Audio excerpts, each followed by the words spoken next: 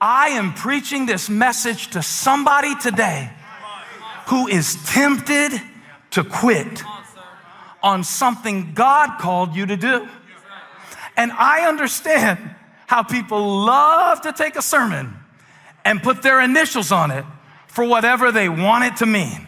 Trust me, I've seen it happen over and over and over again. So you haven't smoked in 3 weeks, but then I preached on don't quit, and you go get a pack right after I preach because the pastor said don't quit. I know how y'all are. Y'all are real shifty sometimes with these scriptures, real slippery sometimes with these scriptures, real manipulative sometimes with these scriptures. But please let us reason together at the mercy seat. I'm talking about quitting on what God called you to do.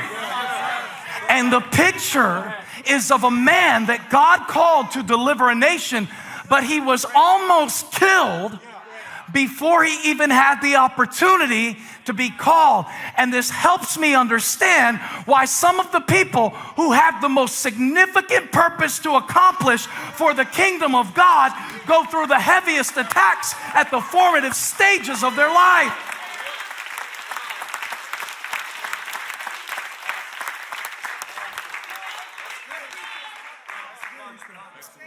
So his parents had the faith. It says they had faith. Everybody shout faith. Now I'm concerned in the church that we have confused childlike faith, which is what Jesus told us to have, with childish faith. And these Hebrew believers, remember, they were just babies. They were still being weaned off the sacrificial system that Moses instituted. See, in Moses' sacrificial system, you may know a little bit about this. I'm not going to go into great depth about it, but their sin was atoned for by the blood of bulls and goats. Their sin was atoned for by the offering that was made by the high priest who had to do it every year. And so the theme of the book of Hebrews is that Jesus Christ is superior to the Mosaic covenant, to the Mosaic commandments, to the Mosaic customs. So we're looking at a group of believers who are learning a brand new way to do things. And in their embrace of Jesus Christ, you know, in order to walk in this new way of life that Christ offers, it involves a letting go of what they have known. Now that they have a new identity, see, they're transitioning their identity from being justified by the law, which doesn't work. It doesn't work. You can't even keep the speed limit. Please don't look at me like you can keep the law. Be holy as he is holy. So the law was just designed to bring us to the place where we would know our need for grace and receive it. Right? So that you would quit trying to keep the commandments in your own strength so that you could receive the grace of God through the person of Jesus Christ. And this is the gospel, and it still works today. And you can be forgiven of your sin without a bull, without a goat, without a turtle dove. I don't need another high priest. I don't need somebody to change their mind about me. Whoever calls on the name of the Lord will be saved. You can be forgiven right now. Not 7 steps, not 3 classes, not 10 years of sobriety, but right now he can save you. Right now. And yet they are being tempted as God is birthing the church into the world to return to the thing that they were set free from. Okay, we talked about hidden significance. Let's talk about conflicted identities. It's when you're not used to the new way of doing things enough. So you return to what you knew, K-N-E-W. Because what is new in that moment is costing you. Is costing you. The example of Moses is a perfect illustration of maturing enough. Can I preach about maturity? It seems like every sermon people want to click on these days is, miracles. But what about maturity? What about maturity to know what to do with a miracle when God gives it to you so you don't mismanage it?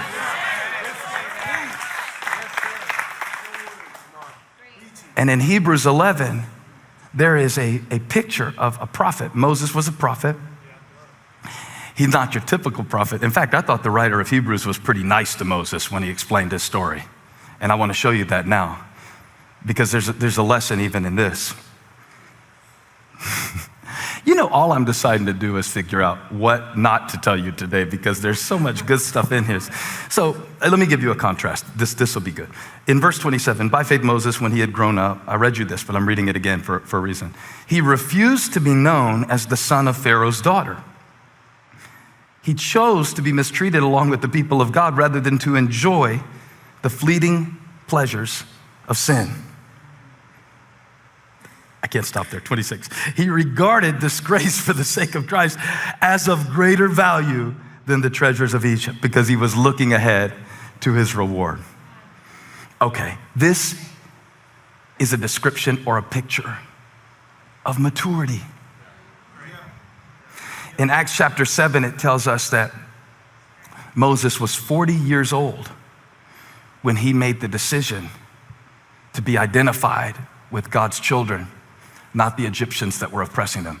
Now, there's a lot of great stuff in the backstory that won't make time to get into the message today about how his parents floated him down the Nile River in a basket. The same Nile River he would turn into blood 80 years later.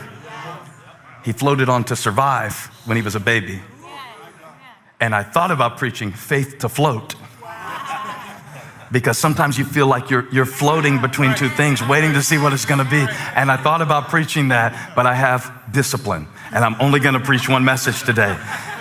And this message is about how one day Moses makes a decision to be identified not with the Egyptian who raised him,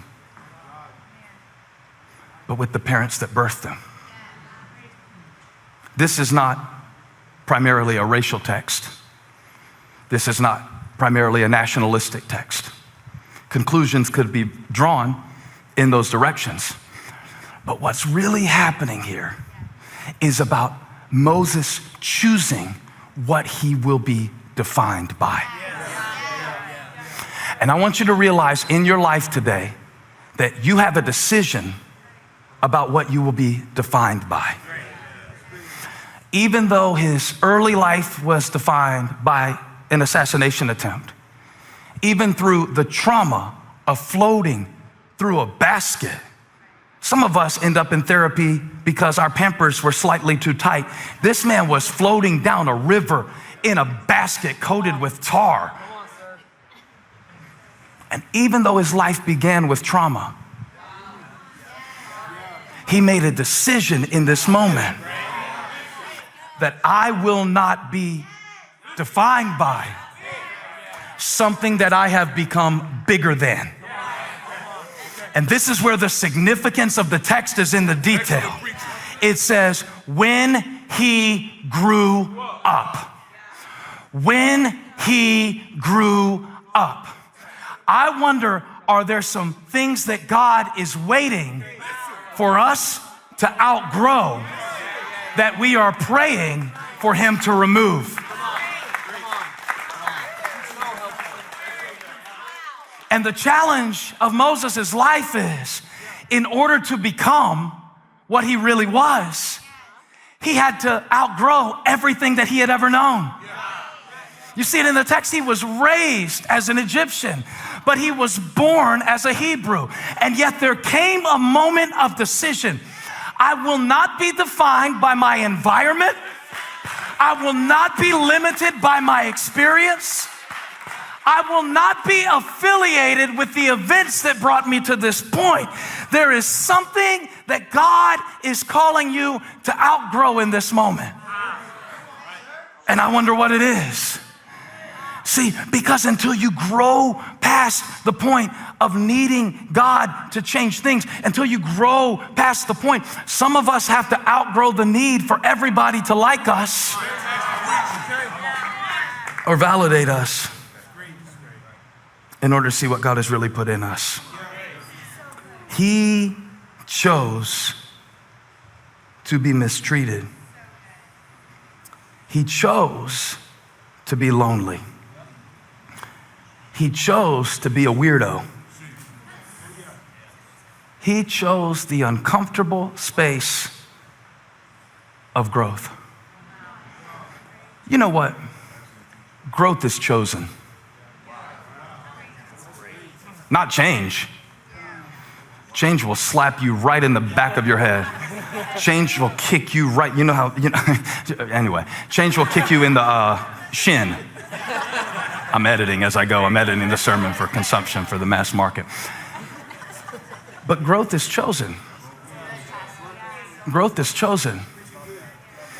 And in the moment, he has a decision to make, and so do you. And so did the Hebrew Christians. Do we outgrow what we've known so we can become who we really are?